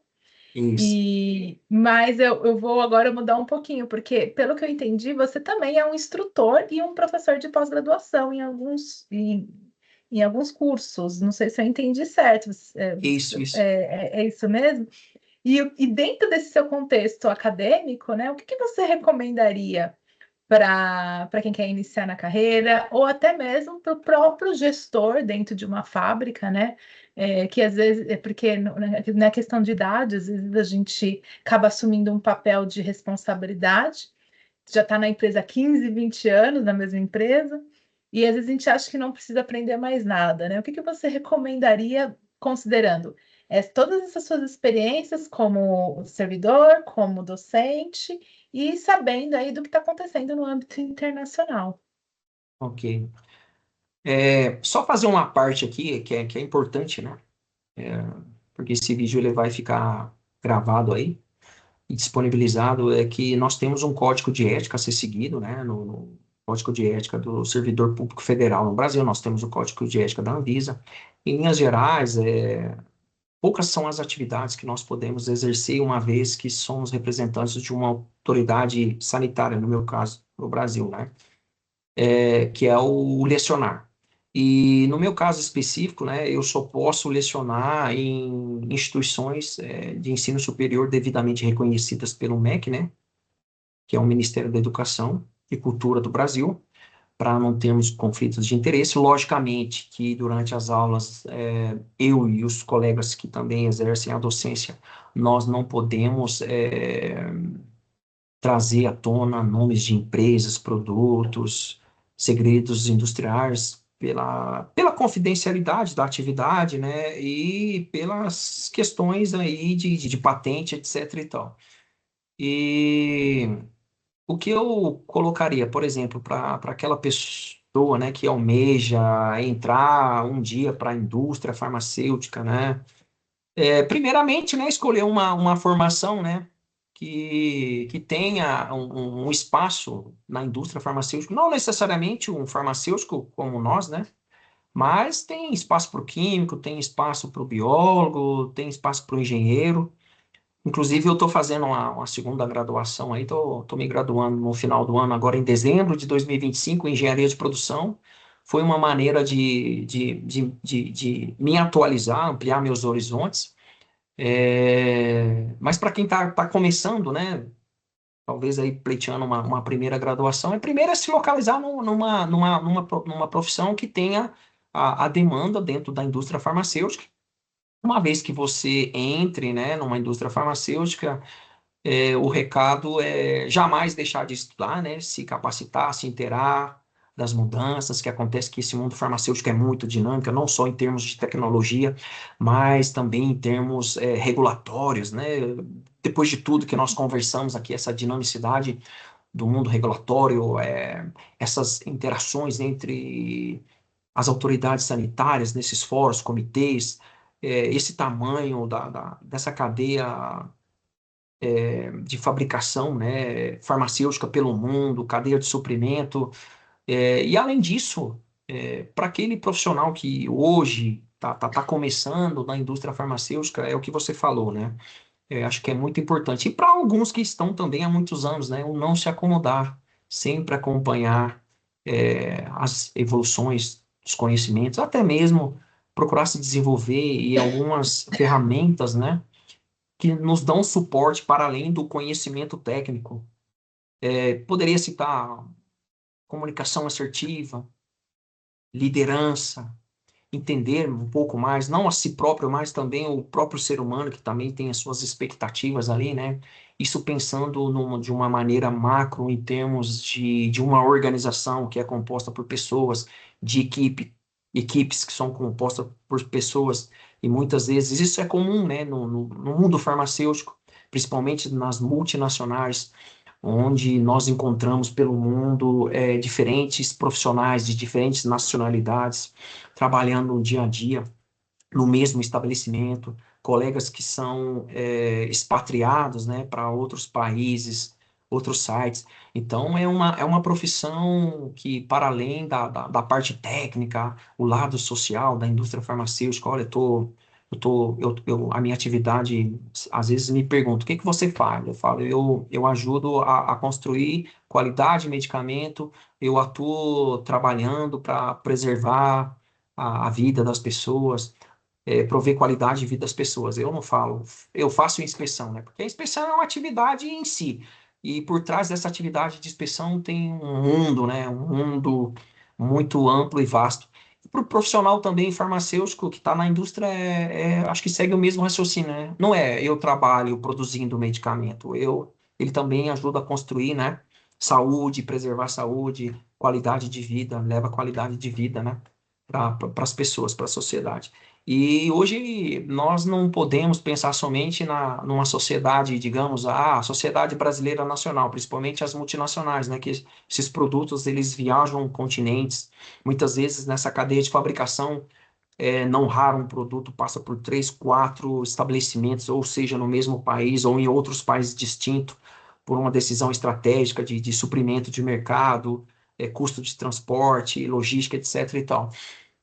Então, assim, essas seriam as dicas que eu daria aqui, né, para os profissionais, aqueles que estão aí, as pessoas que estão buscando, né, se posicionar, em decidir em que carreiras, em que profissão, em que curso superior fazer para se almejam trabalhar na indústria farmacêutica, e também para aqueles profissionais que já estão ali na indústria farmacêutica.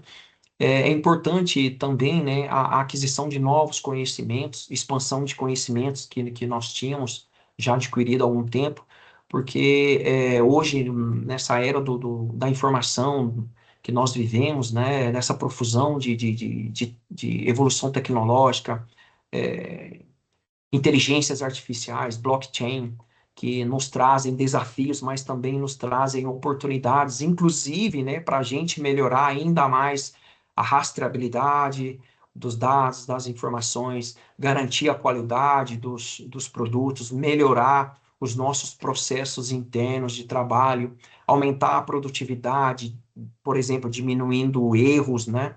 Quando a gente fala aí da utilização dessas ferramentas para registro de dados, atividades executadas, até mesmo para análise, né, e transformação dos milhares de dados que são gerados por minuto numa indústria farmacêutica, transformar esses dados em informações que, se não para te ajudar na tomada de decisão local na sua atividade, isso pode ser utilizado de maneira estratégica, né, pela organização, pela função, pelo departamento, ou pela própria empresa, né, em redirecionar seus caminhos em termos de qualidade, buscando a eficácia, a eficiência e, por fim, né, garantir o tripé que é universal, que é a qualidade, a segurança e a E eficácia dos eficiência. medicamentos, né? As E outra coisa, palavrinhas-chave. né, é reforçar, né, a reputação, não só frente ao mercado consumidor, mas também frente às autoridades sanitárias, né? Isso é importante. Sim. E essa questão mesmo de dar segurança para a nossa população de um modo geral, né? É Também. importante que a população se sinta segura, né? Porque Isso. saindo até um pouquinho do contexto, né? Eu comecei a comentar aqui sobre as maquiagens infantis para criança. E principalmente no carnaval, que o pessoal pinta o rostinho das crianças, né? Sai totalmente do contexto de Sim, sim. medicamento, mas assim, Tem também um processo de qualidade, um processo que que o público em geral precisa se atentar, né? E às vezes acha que não. E aí isso É, tem a Visa, tem o papel da vigilância sanitária, né? Então sim. a essência, né? Pô, é muito bonita de ter esse equilíbrio entre o técnico, que não tem como, né? A gente precisou construir, né, a carreira, Isso. e esse lado humano, né? De, peraí, principalmente a questão das crianças, medicamento também, né? Peraí, dependendo independente se eu estou no regulado ou no regulador, Isso. o que eu fizer aqui, né? Que muitas vezes eu conversava isso com o pessoal da produção. Vocês, né?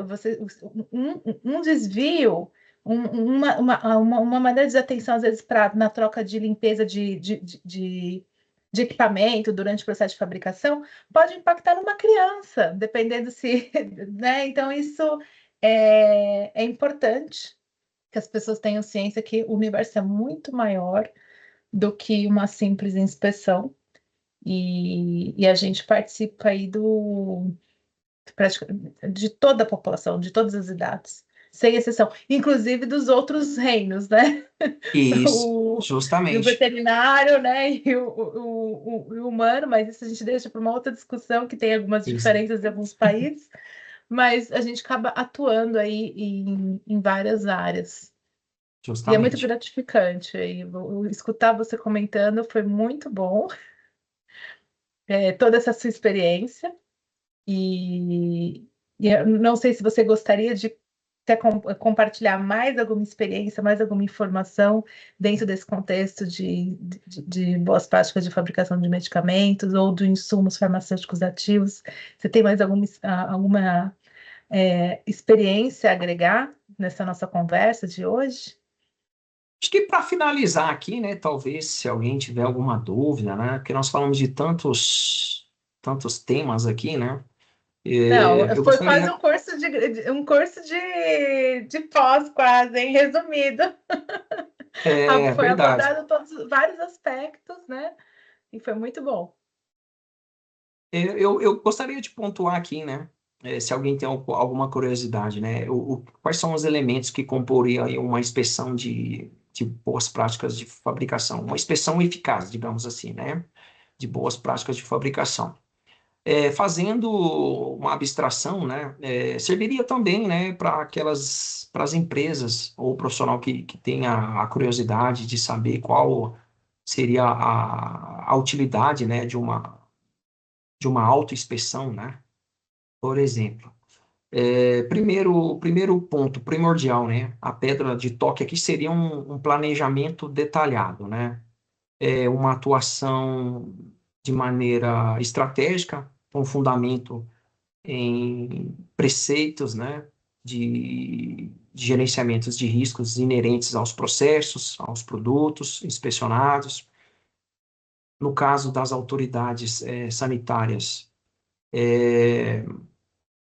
conhecimento, né, no histórico de cumprimento ou descumprimento de BPF por parte do estabelecimento-alvo da inspeção.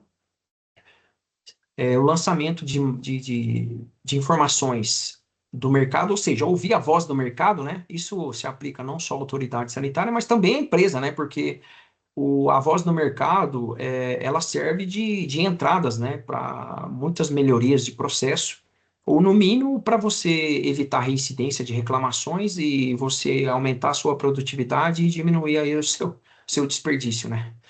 E outro ponto de extrema relevância, aí nós vamos cair no aspecto técnico, né? É impossível você ir a campo, fazer que seja uma auditoria de terceiro nível, né? Que é a regulatória, ou de primeiro ou segundo nível, sem ter um conhecimento técnico dos regulamentos, né? E fazer uma aplicação, técnica desses regulamentos. Lógico que sopesando algumas equações que nós temos aí, né? O risco-benefício, se determinada exigência, isso de fato agrega mais qualidade ou produto, não, porque assim, a qualidade ela tem um preço, né? Apesar de que a não qualidade também ela tem um preço muitas vezes muito maior que nós não somos ensinados a calcular, que as dificuldades são enormes. Mas quando eu falo assim, né, eu estou enfatizando a necessidade do conhecimento técnico, uma auditoria com base em gerenciamento de risco. Não estou dizendo aqui e nem incentivando a abertura para se abrir mão de requisitos de norma, longe disso, né? É por isso que esse conhecimento dos processos, dos produtos e atuar com base na filosofia do gerenciamento de risco é tão importante. Aí a gente volta a recomendação que eu dei, né, para quem tenta, vai tentar entrar na indústria farmacêutica e para os profissionais que lá já estão, né? Sempre se atualizar, buscar novos conhecimentos, renovar os conhecimentos adquiridos, né? E de maneira prática aqui, eu gostaria de destacar aqui, né, o que se procura numa inspeção eficaz. Evidências, né, e comprovações da existência e adequação dos recursos, né, a disponibilização desses recursos, e também da infraestrutura para a implementação e funcionamento eficaz do sistema de gestão da qualidade, constituição, implementação e funcionamento desse sistema de gestão da qualidade farmacêutica, a incorporação dos princípios, né, de gerenciamento de risco da qualidade no sistema de gestão da qualidade farmacêutica, aspectos relacionados às qualificações de fabricantes e provedores de matérias-primas, materiais de embalagem, produtos, de serviços prestados, né? De atividades de suporte como qualificações, validações, calibrações, manutenções, treinamentos, capacitações dos colaboradores, envolvidos principalmente com processos e atividades BPF relevantes, né? Outros aspectos que eu poderia destacar aqui os controles e ensaios de matérias-primas, os materiais, os produtos intermediários recebidos de outras plantas, né, em termos de registro, rastreabilidade das informações, validações e qualificações de sistemas computadorizados, sistemas embarcados, né, em equipamentos, as É um próprias desafio, validações. né? Por conta do TI. Isso, verdade. Validações de processos produtivos, metodologias analíticas, sejam elas de matérias-primas, produtos intermediários, produtos acabados, foco especial, né, no sistema de documentação do sistema de gerenciamento de qualidade, como protocolos, relatórios, procedimentos, instruções de trabalho, fórmulas mestres de fabricação, registros, né, ou os dossiês de lotes fabricados, registros das atividades executadas em termos de cronologia, sequências, né, a rastreabilidade dessas informações, a integridade dessas informações, registros e investigações de eventos como as reclamações, desvios, resultados fora de especificações, desvios de processos, registros e avaliações de tendências, sejam elas de parâmetros críticos de processo, atributos críticos de qualidade dos produtos. Ponto de grande importância, né, que são os programas de estudos de estabilidade, sejam eles os estudos acelerados, de longa duração, principalmente para submissões, né, ou se houve alguma alteração de produto, das formulações de processos, equipamentos, se necessário for a recondução do estudo de estabilidade, né, e também, principalmente, os estudos de estabilidade de acompanhamento, né, tendo em vista aí as diferentes zonas climáticas e a particularidade do Brasil. E, por fim, né, nada melhor do que a voz do mercado para conferir, né, a reputação, a qualidade do produto, né, dos produtos da empresa, a reputação da empresa, né, frente às autoridades sanitárias também, e que, na verdade, isso é um trabalho conjunto, né, eu nunca dissociei, né, setor regulado e setor regulador, eu entendo que é um trabalho em parceria, sim, cada um dentro das suas atribuições, né, atuando dentro dos seus limites, porque o objetivo final ele é único, né? prover o Brasil ou outros países aí com um produto de qualidade. Isso passa pela mão, antes de profissionais, né? Passa pela mão de pessoas, né? Seres humanos, né?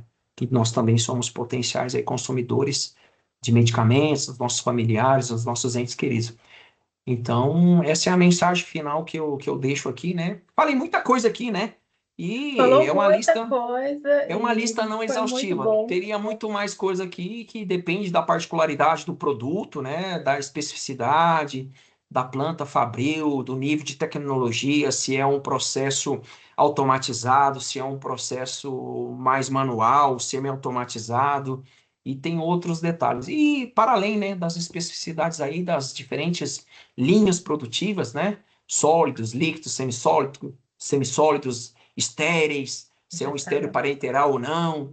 E aí, se a gente for mais aprofundando mais detalhes, né, que são as formas farmacêuticas, né, com as suas particularidades, aí, comprimido, cápsula, líquido, uma solução, um xarope, uma emulsão, e por aí a gente vai falando e ficaríamos aqui, sei lá, acho Não, que dias, não 5 meses, horas. Exatamente. dias. Porque é um curso extenso, né? Porque a própria farmácia industrial como um todo, ela é bem complexa. Não são todos os países que têm essa grade curricular, né? Isso. E aí, só realmente quem. que é, nós temos que ser multidisciplinares, multitarefas, né? Para É, conseguir atingir um resultado, dependendo da nossa atribuição.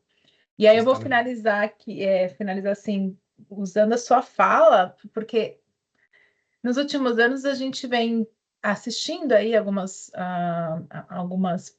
posicionamentos e enfatizar que a regulação sanitária não pode ser confundida com burocracia. São coisas distintas.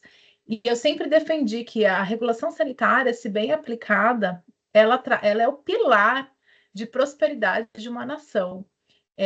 Porque se você souber, tanto como empresa como país, trabalhar dentro do contexto regulatório, você só vai promover o quê? Prosperidade, né? Em todos os aspectos, tanto de conhecimento quanto da economia.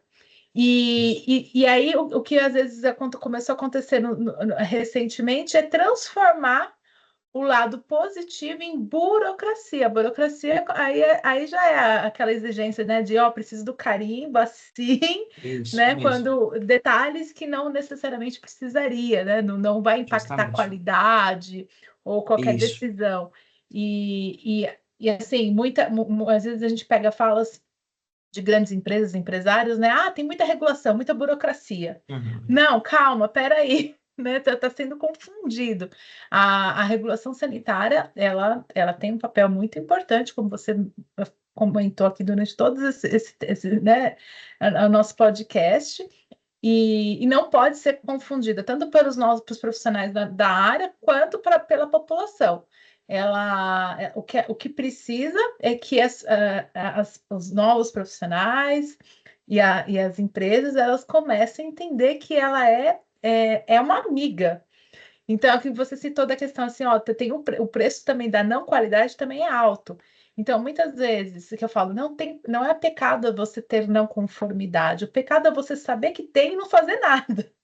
Justamente. Porque todo mundo pode, principalmente quando você está desenvolvendo um produto, todo mundo pode acertar ou errar, e a gente vai evoluindo com os novos softwares, com a inteligência artificial, a gente está tendo muitos desafios dentro de todas as áreas, não só da indústria farmacêutica, né? E eu falo, não é pecado, pode errar, mas já conhecer o erro, conhecer. Agora vamos trabalhar para mitigar ou eliminar né, essa não conformidade. Isso. E então eu estou aproveitando a sua fala para enfatizar minha bandeira. A regulação sanitária não é burocracia, é a solução. Justamente. Então, Em relação a essa palavra burocracia, né, tem uma definição interessante, assim, do termo de vista prático, né, porque muitas vezes nós ouvimos de maneira até pejorativa, né, muita burocracia, né, mas a burocracia, ela tem sim seu lado positivo, né, depende de você entender se aquilo que está sendo solicitado, se existe ou não um fluxo de valor. se aquilo faz ou não sentido para quem tá solicitando. Às vezes pode ser que não faça sentido, prático nenhum, que não vai agregar valor nenhum, mas às vezes é, nós incorremos nessa crítica por desconhecer os processos do outro lado. Então, eu não sei te falar agora qual o autor dessa frase, mas é mais ou menos assim: a burocracia pela burocracia, sim, essa não agrega valor nenhum. Mas tem sim um aspecto positivo da burocracia, porque a burocracia, com todas as suas deficiências, ela trouxe, né, o homem das cavernas para viver em sociedade. Então, eu achei interessante essa abordagem. Lógico que a gente não pode se acomodar e não pensar, né, não, tá bom assim, a gente não precisa melhorar. Isso é outro aspecto, né? Todo processo ele é passível de melhora, né? Mas faz parte, né? Principalmente para nós que atuamos aí como profissionais, porque o nível de requerimento de uma indústria farmacêutica é elevado? Sim, é elevado, é um mercado altamente regulado. E mesmo assim nós temos problemas.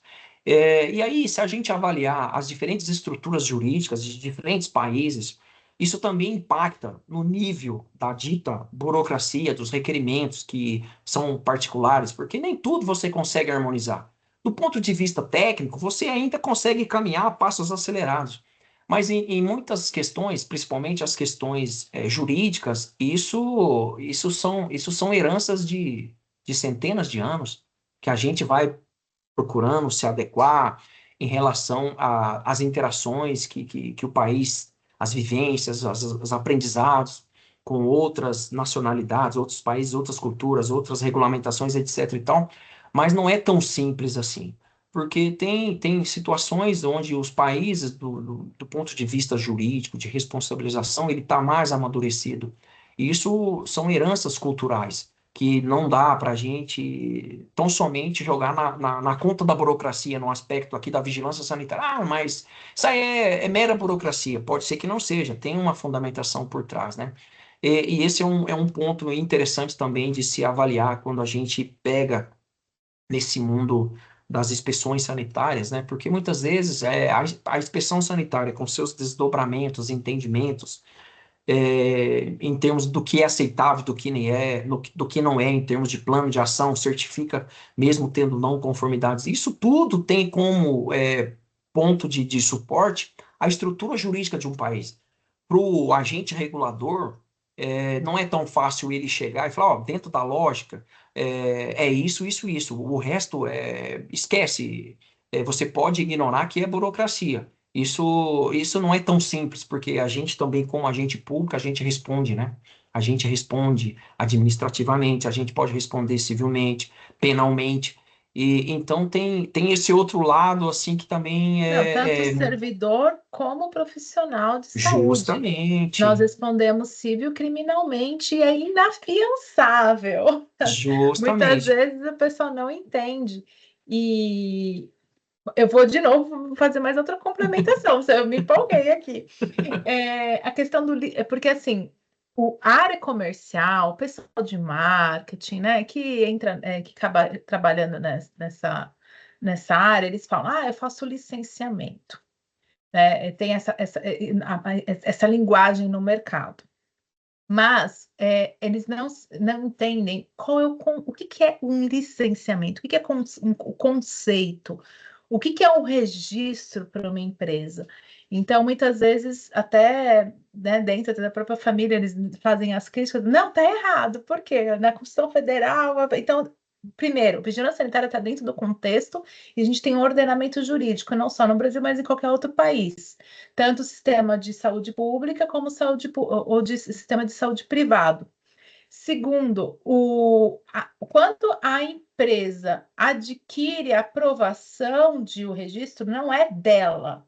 Na verdade, a agência reguladora, no caso a Anvisa, que é uma agência independente, a gente tem outro podcast com um servidor também muito bom, o Henrique, explicando detalhadamente, quem quiser pode assistir. Mas assim, o registro é a concessão do Estado para aquela indústria, falando assim: olha, eu te concedo você explorar o mercado, no caso, o mercado brasileiro, com este produto comercialmente. Por quê? Porque perante o próprio a Constituição Federal, saúde é direito de todos e dever do Estado. Então, se Justamente. acontece uma calamidade pública, se acontece algum desvio de qualidade, quem é o responsável final? É o Estado perante toda a Está. população. E então, tanto o público, né, geral, como os profissionais, eles ficam tão focados com o procedimento, né, qual que é o peticionamento, o código, Isso. o formulário, e esquece dessa abrangência. Então, é muito maior. A gente tem que pensar em todo o ordenamento jurídico, como você mesmo comentou. Não é assim, né? Eu vou lá, só porque eu sou servidor da Anvisa e posso. Não, eu estou submetida a uma hierarquia. E as Justamente. empresas também, né? Então, por isso que é importante verificar a regulação sanitária como a solução, tanto para o Estado quanto para a indústria, porque se a indústria sabe utilizar, ela vai se proteger. E o Estado, a mesma coisa, se sabe utilizar a seu favor, vai se proteger num caso de calamidade pública. Nós tivemos vários, a própria talidomida. Quem paga essa Sim. conta? É o Estado É, ou a indústria? Então, justamente. isso é um caso muito antigo, de 1960, né? E até hoje Isso. ele ainda está tramitando nos tribunais. Inteligência regulatória. É esse olhar 360 graus. Hoje, felizmente, estamos num mundo globalizado e nós podemos fazer inteligências e estratégias regulatórias, tanto para o setor público como para o setor privado, é, considerando todos esses cenários. Para quê? Otimizar tempo, recurso. A gente volta no nosso lá no Isso. início da nossa conversa.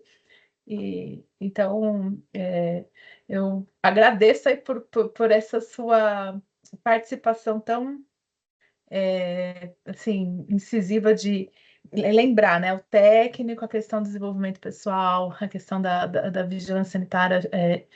Acredito que as pessoas vão porque tudo que nós falamos aqui é um vídeo atemporal. Isso. Não importa Verdade. se ela estiver assistindo daqui 10 anos, porque os conceitos, a base é a mesma. O que A vai mesma. acontecer vai ter a evolução. Então, espero que quem estiver assistindo daqui 10 anos, né, consiga absorver toda essa qualidade de informação que foi compartilhada. E eu só tenho que te agradecer, Roberto. Muito bom, muito obrigada pela sua participação. Foi muito rica, né? Porque você não tem só experiência do profissional, mas tem acadêmica, né? Está agora terminando uma outra graduação, então a visão é diferente. E espero que a gente possa desenvolver outras discussões aí. Tem muitas coisas, sistemas computadorizados, por exemplo, que tem muita Sim. discussão. E espero que você também tenha desfrutado desse nosso bate-papo, que tem o objetivo mesmo de compartilhar informação com o público em geral e de uma maneira gratuita, porque as pessoas antigamente não tinham esse acesso. Não. Malemar, Verdade. nós não tínhamos o Diário Oficial em PDF. Verdade. Né? E não estamos falando de coisa de menos de 15 anos, mais ou menos, que nós começamos a ter É, acesso às publicações no formato PDF. Antes era tudo ainda no jornal, no papel. isso. Verdade. É muito recente. E muito obrigada por compartilhar essa sua experiência e seu conhecimento com todos nós. Natália, eu que agradeço o convite em participar do podcast, né? Principalmente pelo objetivo maior, né? Que esse projeto tem, que é trazer informações em relação ao cenário regulatório brasileiro, que de alguma forma isso ajude, né? As empresas, os profissionais que atuam no mundo farmacêutico, conhecer um pouco mais, né, do nosso mercado brasileiro, das potencialidades, oportunidades. E para mim foi um grande prazer ter esse momento aqui, né, em compartilhar um pouquinho aí dessa experiência acumulada nesses 20 anos de Anvisa, depois de ter passado pela indústria farmacêutica. É o que você bem falou, no meu início de carreira, há 21, 22 anos atrás, não tínhamos isso, né? essa facilidade. Você na Noruega e eu no Brasil, nós estamos aqui para quase uma hora ou mais de uma hora batendo um papo aqui de um assunto de extrema relevância e amplo, né? Fizemos um recorte breve aí que, senão a gente ficaria aqui por muitos dias. Mas é Sim. interessante, e entendo outras oportunidades, outros temas que sejam de relevância, estarei à disposição. Mais uma vez, eu agradeço a oportunidade. Eu que agradeço, Roberto. Muito obrigada. E quem gostou, compartilhe com outros colegas, né, de profissão, ou alguém que queira entrar nessa profissão, porque vai levar informação de qualidade gratuitamente para qualquer, e sem fronteiras. Isso, sem fronteiras, literalmente sem fronteiras. Sem fronteiras. Muito obrigada, Roberto. Eu que te agradeço. Até mais. Até.